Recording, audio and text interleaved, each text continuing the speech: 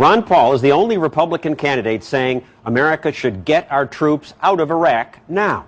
He says the United States should not be the world's policeman. You say we should have no world policeman. The world doesn't need a policeman. We're wise and powerful. Isn't it our responsibility to help others that way? It's okay for us to have a responsibility personally to help other people. If we didn't have an income tax, you would have more money and you could help as many people as you wanted. But to go around the world and spread democracy and spread our goodness, no. I think it doesn't work. There's too many unintended consequences. And to spread our goodness overseas, it usually requires force. We're spreading our goodness in Iraq. We can't do that without dropping bombs on there and killing a lot of people. I think we should only do those things under the prescribed conditions of the Constitution. Is war ever justifiable? Sure. If you're attacked, you have a right and an obligation to defend our country. And the Constitution is very clear on that. So yes, in defense, I do not believe there's ever a moral justification to start the war. So World War II, we were justified. Sure. Because of Pearl Harbor. Right. How about going into Afghanistan after September 11th? I voted for that authority to go after those responsible for 9/11. I was very unhappy with what happened because we neglected to pursue Osama bin Laden. We didn't pursue. We were justified because he was there. Because he was supported by that country. And they committed a violent act. But that did not mean that they had the authority to occupy and try to transform Afghanistan, which is a problem that has not gone away yet. It's going to be growing. That is a perpetual problem for us because we did not do what we were supposed to do. The Korean War? Totally unjustified. Kosovo? Absolutely unjustified. Vietnam? A horror. We should just not have gotten involved. Right. How about the first Iraq War? They invade Kuwait. We should just say, not our business? It was a border dispute. Matter of fact, we told Saddam Hussein, who was our ally, when we went into Iran, he was encouraged by us. So he told us, he let us know, that he might do it. Invaded the next country and the next country. Well, maybe they should do something about it. I bet Israel would have done something about it, and I bet Saudi Arabia maybe would have talked to Israel. I think if it would have been left to the region, they might have taken care of Saddam Hussein in 1990, and we wouldn't have the problems we had today. But it's not our business. It's not our business. Even if there's genocide, terrible suffering places? No, because genocides, the Soviets did it, the Chinese did it, Pol Pot did it. I think it's a tragedy, and we can have a moral statement, but you can't use force of arms to invade other countries to make them better people. Our job is to make us a better people. If we don't attack them there, they'll attack us here. And I think the opposite is true. I think the fact that we occupy their territories, and we have angered even more people now. Our occupation has expanded tremendously from what it was like before 9/11.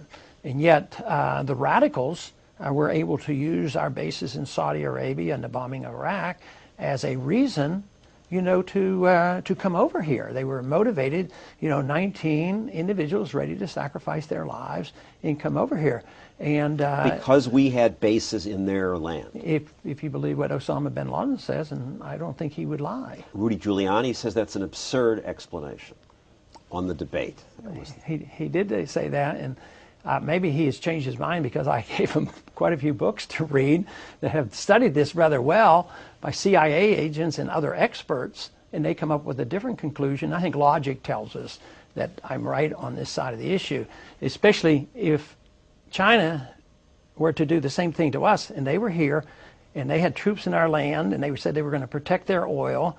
I don't think we would like it. We would resent it. We'd probably do some shooting. We'd be ticked off. Yeah. But is this case not different? There are religious fanatics who hate us and want to kill us simply because of our culture. I don't think that's true. It is not Muslim fanaticism that is the culprit. The country that has the most suicide terrorism is in Sri Lanka, and it's not a Muslim issue. The two most radical Islamic countries in the world, Iran and Sudan, do not commit suicide terrorism. So that is not the litmus test. The litmus test is whether they interpret or we are actually occupying a territory that they resent. In the case of Saudi Arabia, that was holy land for them. You would pull our troops out of most everywhere. You'd pull American troops out of Korea, Germany, Middle East, everywhere. I would. It'd be several reasons. One, under the Constitution, we don't have the authority to just put troops in foreign countries willy-nilly, and we're not at war. I mean, where does this authority come from? The other major reason is we can't afford it anymore. We're going broke. We're on the verge of doing what all great empires have done in the past: spread themselves too far wide around the world, and then they have to come home because the currency is finally devalued and depreciated to the point where you can't afford it anymore, and that's what the markets are telling us right now today. Many say the surge is succeeding. We're at a turning point now, and we are creating a model of democracy in a part of the world that hasn't seen that, and that will change everything. Well, that's the propaganda. I don't happen to believe that, and if you talk to the military people, a lot of them won't agree with it. I happen to get more money from the military, active military people than any other candidate because they see it more from my viewpoint. And if in most of Iraq some religious fanatic comes to power and has money to buy nuclear weapons, just leave them alone? Well, it's not likely to happen, but the threat was that they had them and they didn't. The Soviets had the technology. I was called to service in the 60s. I served 5 years in the Air Force. They were 90 miles off our shore, and they had nuclear weapons there. But we were able to talk to them. We took our missiles out of Turkey. They took the missiles out of Cuba. We should be talking to people like this. I think it's miraculous that we didn't have to go to a nuclear war with China or the Soviets, and they had a lot of them.